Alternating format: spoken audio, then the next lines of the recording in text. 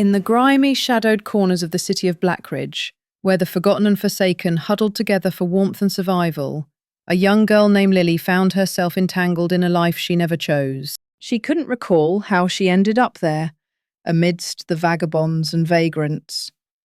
But her mother was nowhere to be found, suggesting she had been abandoned at birth. The other children around her shared similar fates, their mothers just as absent from their lives. Perhaps this was just the way of life in this desolate place. As far back as Lily could remember, she had always been there, begging on the streets and clinging to passers-by for a morsel of food or a few coins. Lily had a doll-like appearance that made her stand out among the others. This unique feature led the adults to send her to wash more frequently, believing that her contrastingly clean face amidst the rags would garner more sympathy and consequently more alms. Indeed, Lily always seemed to receive more than the others. Adults would even fight among themselves for the chance to have her in their begging group. The basement they called home was a revolving door of sorts, with new faces appearing and disappearing constantly. Some were mad, others broken by life, and many were drunkards. Those who refused to abide by the unwritten rules of this underground society were swiftly expelled. The leader of this motley crew was a formidable woman named Martha, who ruled with an iron fist. Yet Lily was not afraid of her. She had discovered Martha's hidden kindness by accident. One day Lily fell severely ill, delirious with fever for several days. Throughout her illness, Martha stayed by her side, caring for her as if she were her own daughter, singing soft lullabies when no one else was around. Lily promised Martha she would never reveal this secret to anyone. The previous night, a new woman was brought into their midst. She was found in a deplorable state, abandoned amidst piles of garbage. Martha took it upon herself to nurse the woman back to health, cleaning her wounds and administering whatever medicine she could find. "Who could have done this to you?" Martha murmured. "You're barely alive." Martha decided to keep Lily by her side for a week to help care for the new woman. No one dared to object. Lily enjoyed being needed, even though the new woman was often delirious and in pain. After a week, the woman spoke coherently for the first time. Her first request was for secrecy. "Please don't tell anyone I'm here," she begged. "Are you afraid they'll finish you off?" Lily asked. "Yes," the woman replied, her lips cracked and dry. "I married a monster." Lily's eyes widened. "Did your husband do this to you?" "Not directly," the woman said, "but by his orders. I need time to heal and figure out what to do next. I worry about my parents." Martha nodded. "Where would you go now?" The woman's condition worsened, and she slipped back into feverish delirium for another week. When she finally recovered, she couldn't remember her own name. Martha tried everything to help her, but to no avail. For nearly a month, the woman lay in the basement, slowly regaining her strength. She began to help with chores, cleaning and washing clothes. They called her Zoe. The basement had a strange luxury: running water in an adjacent room despite the building being condemned. Gradually, Zoe took over the cooking duties. Martha often sighed, "You're too beautiful for this place, but how can we show you to the world when you don't remember who you are? Your husband who wanted you dead might recognize you, but you won't recognize him. It's too dangerous." Zoe smiled softly and begged to stay, saying she felt safe and content there. "Content or not," Martha replied, "this life isn't for you. You're not like us. You wash every day, keep things clean. That's not our way here. The dirtier the better." Zoe laughed. "Fine, I won't wash." Martha shook her head. "No, you keep washing. Maybe it'll help you remember." Everyone in the basement loved Zoe. She helped everyone with a smile, and even the frequent fights and scandals seemed to diminish. But no one loved her more than Lily. She was always by Zoe's side, listening to her stories. One day, Zoe asked Lily, "Haven't you read this book?" Lily shook her head. She couldn't admit that at 9 years old she couldn't read. But Zoe figured it out and began teaching her every evening. Lily was a quick learner, and soon she could read simple words on her own. Winter arrived unnoticed. People came and went from the basement, and soon everyone forgot how Zoe had come to be there. Even Lily almost forgot, as there were so many interesting things in the world to occupy her mind. One day Zoe realised she had nothing to wear. They had clothes, but they were all too big for her. Lily decided to find her some proper clothes. She knew just how to do it. She went from house to house, looking for kind people. She believed that kind people would have flowers.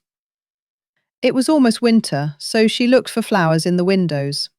She passed by several houses before stopping in front of a beautiful, well-kept home, with many flowers in the windows, and no tall fence.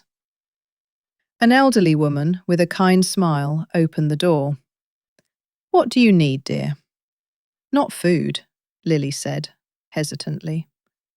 A friend of mine needs clothes. She has nothing to wear, and winter is coming. She doesn't remember anything about herself." The woman smiled. "Come in. I'll see what I can find." "But how will you carry them? Winter clothes are heavy." Lily grinned. "I'm strong." The woman led her into a large, beautiful room with a fireplace.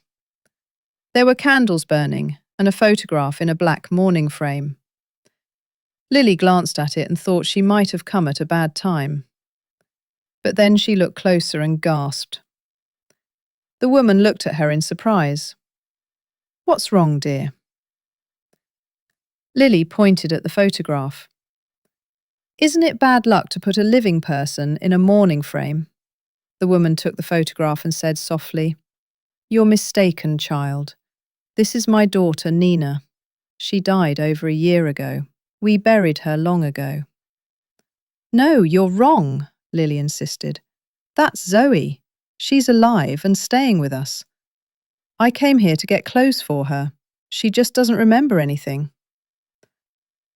The woman frowned. "Sunshine, you must be confused." "No, I'm not," Lily said firmly. "I know Zoe. She's the one in the picture, and she told me not to tell anyone about her because her husband wants to kill her. You won't tell him, will you?" The woman looked troubled. "Wait, how do you know that? You said she doesn't remember anything." Lily explained. "She remembered a little when we first found her, but then she got sick and forgot everything."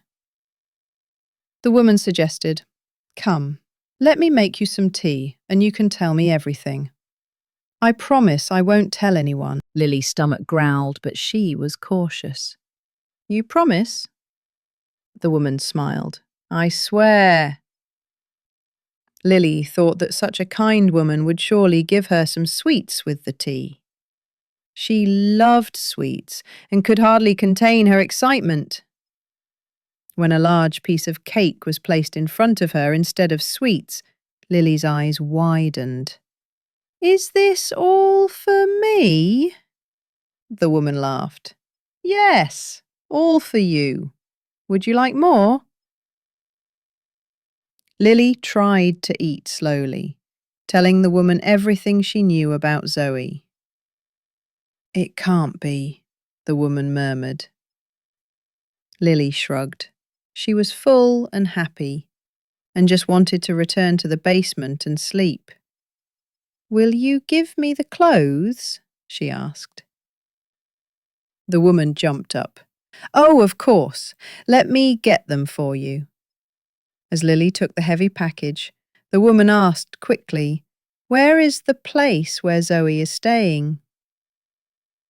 Lily hesitated. She knew she must never reveal their hiding place, I can't tell you that. The woman smiled. All right, dear. Will you come back tomorrow? I can gather more clothes for you. Lily thought about the beautiful clothes in the package and nodded. All right, I'll come back. The package was heavy and Lily struggled to carry it back to the basement. She was so focused that she didn't notice the woman following her. The woman watched as Lily disappeared into the basement and then quickly left. Look what I brought, Lily exclaimed joyfully. Martha looked at the package suspiciously. Did you really get clothes for Zoe? Lily grinned. Yes, and not just any clothes. You won't believe it. Martha opened the package and whistled. This is incredible. Someone just gave you all this. Lily nodded. Yes, and she said to come back tomorrow. Martha looked at Zoe. Well, go on, try them on. Zoe put on a coat and suddenly paled. This smell! I know it! She closed her eyes, swayed, and then rummaged through the package. Glove!